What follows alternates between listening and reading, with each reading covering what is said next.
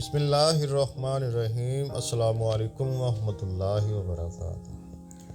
صبح 4 بجے کا وقت تھا۔ فجر کی اذان ہونے میں ابھی بھی 1.5 گھنٹہ باقی تھا۔ پورا ٹاؤن سو رہا تھا۔ ٹھنڈ کڑاکے کی تھی، اوپر سے چاروں طرف کہرے ہی کہرے تھے۔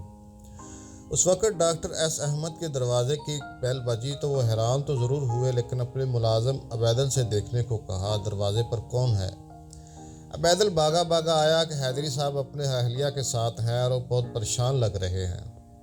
ایس احمد جلدی دوسری منزل سے نیچے آئے اور حیدری صاحب کو سلام کیا، لیکن جواب دینے کی بجائے حیدری صاحب نے کہا، دوست اپنے بھتیجے کو دیکھیے، رات بھر دست میں مبتلا رہا، اب جب رہا نہیں گیا تو اس وقت آپ کو تکلیف دی۔ ڈاکٹر صاحب نے خفا ہوتے کہا، آپ نے اچھا نہیں کیا، اسی وقت اطلاع دینی تھی یا آنا تھا۔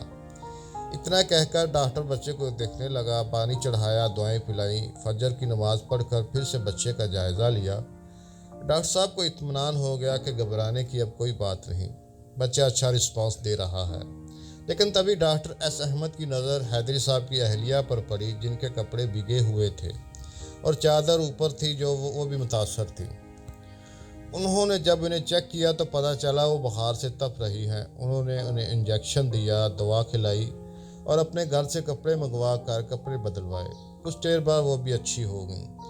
ڈاکٹر صاحب نے عبیدل کو اشارہ کیا کہ چائے ناشتہ لگائے اور عبیدل نے حکم کی تعمیل کی۔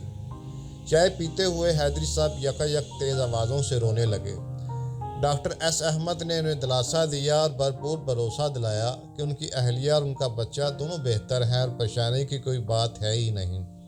لیکن حیدری صاحب تھے کہ روئے جا رہے تھے۔ کئی منٹوں بعد حیدری صاحب کا جب رونا بند ہوا تو انہوں نے کہا، میں اپنی بیوی یا بچے کے لیے نہیں رو رہے، بلکہ ہم اپنی ماں کے لیے رو رہے ہیں۔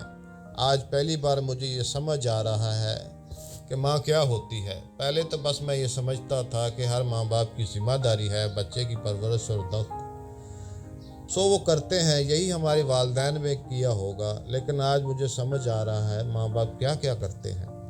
ڈاکٹر صاحب، آج میں اپنے بستر پر لیٹا ہوا تھا جب اس بچے کو دست شروع ہوا۔ اس کی ماں نے بچے کی گندگی صاف کرنا شروع کی۔ رات کا 10:30 بج رہا تھا۔ اس چھوٹے سے ٹاؤن میں اس وقت کیا کیا جا سکتا تھا؟ میں اپنے بستر پر بیٹھا صرف یہ منظر دیکھ رہا تھا کہ ایک کے بعد ایک کپڑے بدلے گئے اور گندے ہوتے گئے، یہاں تک کہ بچے کے سارے کپڑے ختم ہو گئے۔ اس کی ماں نے تب اپنے کپڑوں سے بچے کو سنبھالا۔ کچھ دیر بعد اس کے اور گھر کے بقیہ کپڑے بھی ختم ہو گئے، سوائے اس کے کوئی چارہ نہیں رہا کہ وہ اپنے پہنے ہوئے کپڑوں سے اس کی حفاظت کرے۔ کچھ دیر بعد اس کے آنچل بھی بھیگ کر نکارا ہو گیا تو اس نے بھیگے ہوئے کپڑوں کو گنگال کر پہن لیا اور اپنے نچلے حصے کے کپڑوں سے بچے کی حفاظت کرنے لگی۔ اب مجھ سے رہا نہ گیا اور اس قہرے والی رات کو اس حصے میں آپ کو تکلیف دینے پہنچ گئے۔ میں اس لمحے سے بس یہ سوچے جا رہا ہوں کہ میری ماں نے مجھے کس طرح پالا پوسا ہوگا، جبکہ ان کے پاس اتنے کپڑے بھی نہیں تھے۔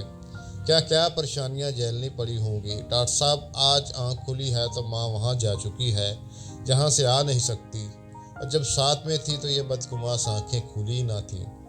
میں اپنی ماں کے لیے رو رہا ہوں، بچے کے لیے نہیں۔ یہ کہتے ہوئے جب حیدری نے ڈاکٹر صاحب کی طرف دیکھا تو ان کی دونوں آنکھیں بھیگی ہوئی تھیں اور عبیدل دوسری طرف منہ کر کے گگیا رہا تھا۔